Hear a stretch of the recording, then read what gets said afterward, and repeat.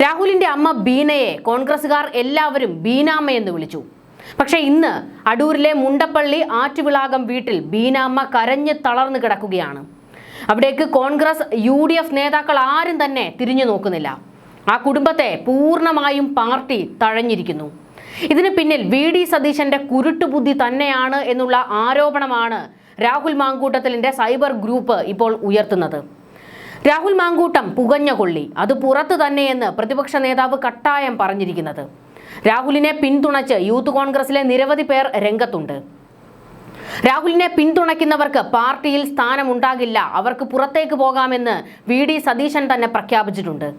ഇനി ഒരിക്കലും പാർട്ടിയിലേക്ക് ഒരു തിരിച്ചുവരവില്ലാത്ത വിധം രാഹുലിന് അവസാന ആണിയടിക്കുന്നതിനാണ് അവനെ പിന്തുണയ്ക്കുന്നവർക്കെതിരെയും നടപടിയെടുക്കും എന്നുള്ള സതീശന്റെ ഒടുക്കത്തെ താക്കീത്.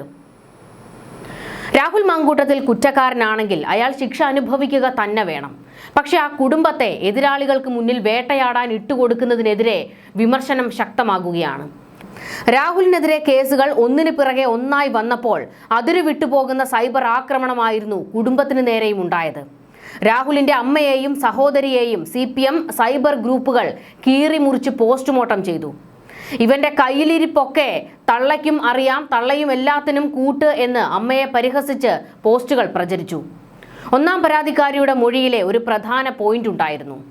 അമ്മ നമ്മുടെ വിവാഹത്തിന് സമ്മതിക്കണമെങ്കിൽ നീ ഗർഭിണിയാകണമെന്ന് രാഹുൽ തന്നോട് പറഞ്ഞു എന്നായിരുന്നു മൊഴിയിലുണ്ടായിരുന്നത്. അതെ, തള്ളയ്ക്കെല്ലാം ഉപയോഗിച്ചു നോക്കി ബോധ്യപ്പെട്ടാലേ സ്വീകരിക്കൂ.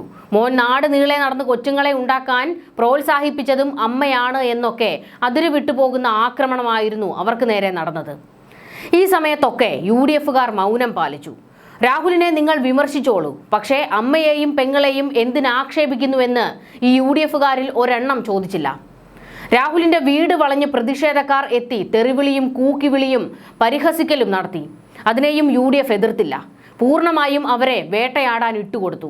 ഇതാണോ വലതുപക്ഷത്തിന്റെ സ്ത്രീപക്ഷ നിലപാട്? VD സതീശന്റെ തള്ളെന്തായിരുന്നു? സ്ത്രീപക്ഷ പോരാട്ടങ്ങളുടെ മുന്നിലുണ്ടാകും, അവരെ വേട്ടയാടാൻ അനുവദിക്കില്ല എന്ന്. രാഹുലിന്റെ അമ്മയും പെങ്ങളും സ്ത്രീകളല്ലേ, അവർക്കും വേണ്ടേ നീതി? മകൻ സഹോദരൻ ചെയ്ത തെറ്റിന് അവരെ എന്തിനു വേട്ടയാടുന്നു? അതിജീവിതമാർക്കൊപ്പം നിൽക്കുമ്പോഴും ഒരു തെറ്റും ചെയ്യാഞ്ഞിട്ടും ഇരയാക്കപ്പെട്ട രാഹുലിന്റെ വീട്ടിലെ 2 സ്ത്രീകൾക്കും നീതി കിട്ടണ്ടേ? അവർക്ക് വേണ്ടി ഈ പാർട്ടി സംസാരിക്കണ്ടേ? ഈ പാർട്ടി അല്ലാതെ മറ്റാരാണ് അവർക്ക് വേണ്ടി സംസാരിക്കുന്നത്? രാഹുലിന്റെ വീട്ടിൽ പോയി അമ്മയുടെ കൈകൊണ്ട് ഉണ്ടാക്കിയ ഭക്ഷണം വിളമ്പി കഴിച്ചിട്ടുള്ള എത്രയോ നേതാക്കളുണ്ട്. ആ സ്ത്രീകളെയെങ്കിലും വേട്ടയാടാൻ ഇട്ടുകൊടുക്കാതെ ഈ പാർട്ടി സംരക്ഷിക്കണമായിരുന്നു. രാഹുൽ പുകഞ്ഞ കൊള്ളി പുറത്തു തന്നെ ആയിക്കോട്ടെ, രാഹുലിനെ നിങ്ങൾ തള്ളിപ്പറഞ്ഞോളൂ, അയാളെ ഇനി പാർട്ടിയിലേക്ക് അടുപ്പിക്കുകയും വേണ്ട. പക്ഷേ ആ 2 സ്ത്രീകൾ, അവർക്ക് മറ്റാരാണ് ഉള്ളതെന്ന ചോദ്യമാണ് ഇപ്പോൾ രാഹുലിന്റെ അനുകൂലികളായ സൈബർ ഗ്രൂപ്പുകളിൽ നിന്ന് ഉയർന്നു വരുന്ന പ്രധാനപ്പെട്ട ചോദ്യം. രാഹുലിന്റെ അമ്മ കേരളത്തിന് സുപരിചിതയാണ്. എങ്ങനെയാണ് സുപരിചിതയാകുന്നത്?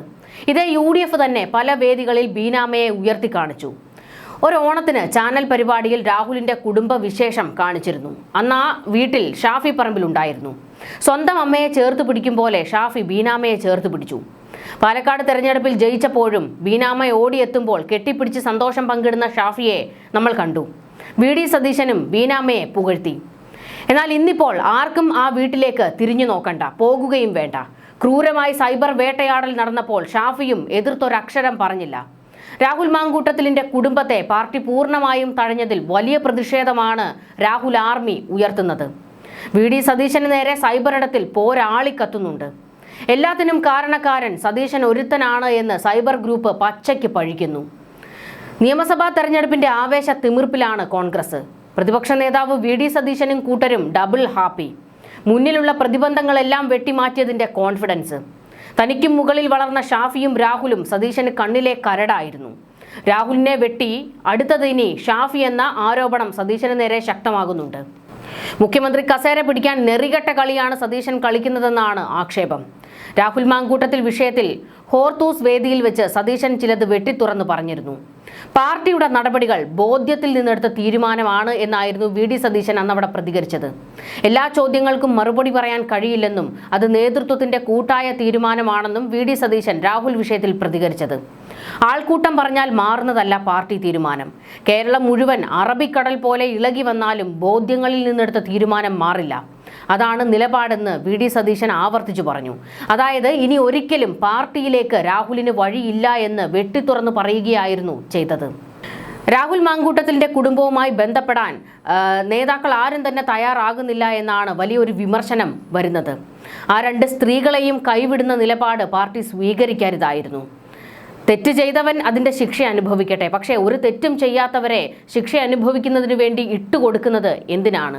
ഒരാശ്വാസ വാക്ക് പറയാനെങ്കിലും ഈ പാർട്ടിയിലെ ഏതെങ്കിലും ഒരു നേതാക്കൾക്ക് ആ കുടുംബത്തെ ഒന്ന് വിളിച്ചുകൂടെ? ആ അമ്മയെ ഒന്ന് വിളിച്ച് സംസാരിച്ചുകൂടെ?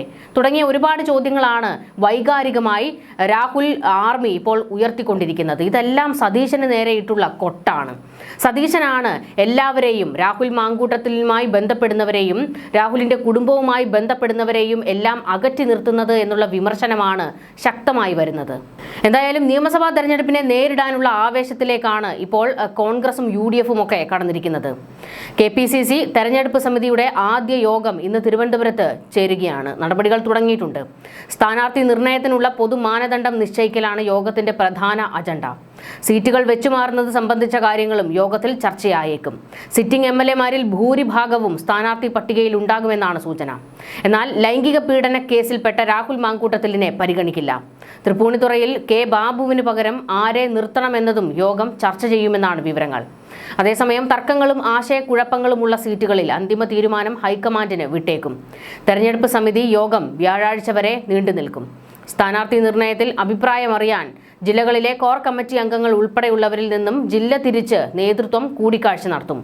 കൊച്ചിയിലെ മഹാപഞ്ചായത്ത് യോഗത്തിലെ അവഗണനയിൽ പ്രതിഷേധിച്ച് ഇടഞ്ഞു നിൽക്കുന്ന ശശി തരൂർ MP യോഗത്തിൽ പങ്കെടുക്കില്ല എന്നാണ് അറിയുന്നത്. എന്തായാലും തെരഞ്ഞെടുപ്പ് ചൂടിലേക്ക് ഇപ്പോൾ കോൺഗ്രസ് കടന്നിരിക്കുകയാണ്. അതിനിടയിൽ രാഹുൽ മാങ്കൂട്ടത്തിലിനെ അവർ പൂർണ്ണമായും ഇപ്പോൾ മറന്നിരിക്കുന്നു. ആ കുടുംബത്തെയും അവർ മറന്നിരിക്കുകയാണ്.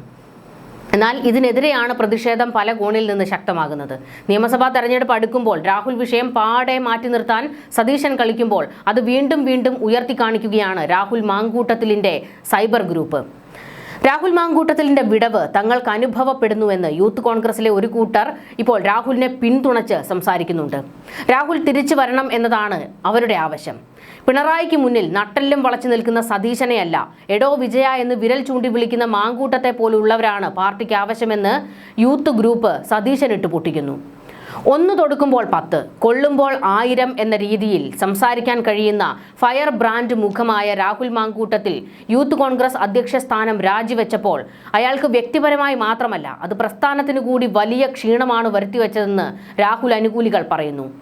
രാഹുൽ ചാനൽ ചർച്ചകളിലെ തീപ്പൊരിയായി മാത്രമല്ല, സമര തീക്ഷ്ണമായ ഭൂതകാലവും ജയിൽവാസമൊക്കെയായി വാർത്തകളിൽ ഇടം പിടിച്ച നേതാവാണ്. കോൺഗ്രസിന്റെ സെക്രട്ടേറിയറ്റ് മാർച്ചിനിടെയുണ്ടായ ആക്രമണവുമായി ബന്ധപ്പെട്ടാണ് രാഹുലിനെ കഴിഞ്ഞ വർഷം ജനുവരിയിൽ അർദ്ധരാത്രി വീട് വളഞ്ഞ് അമ്മയുടെ മുന്നിലിട്ട് അറസ്റ്റ് ചെയ്യുന്നത്, ജാമ്യം കിട്ടാത്ത വകുപ്പുകൾ ചുമത്തി ജയിലിലാക്കിയതും.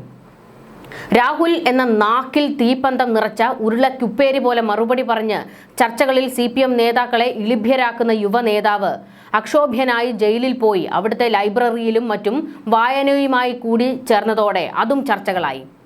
9 ദിവസത്തെ ജയിൽവാസത്തിന് ശേഷം പുറത്തിറങ്ങിയ രാഹുലിനെ പുഷ്പവൃഷ്ടിയും വെടിക്കെട്ടുമായിട്ടാണ് ജയിലിന് മുന്നിൽ പ്രവർത്തകർ വരവേറ്റത്.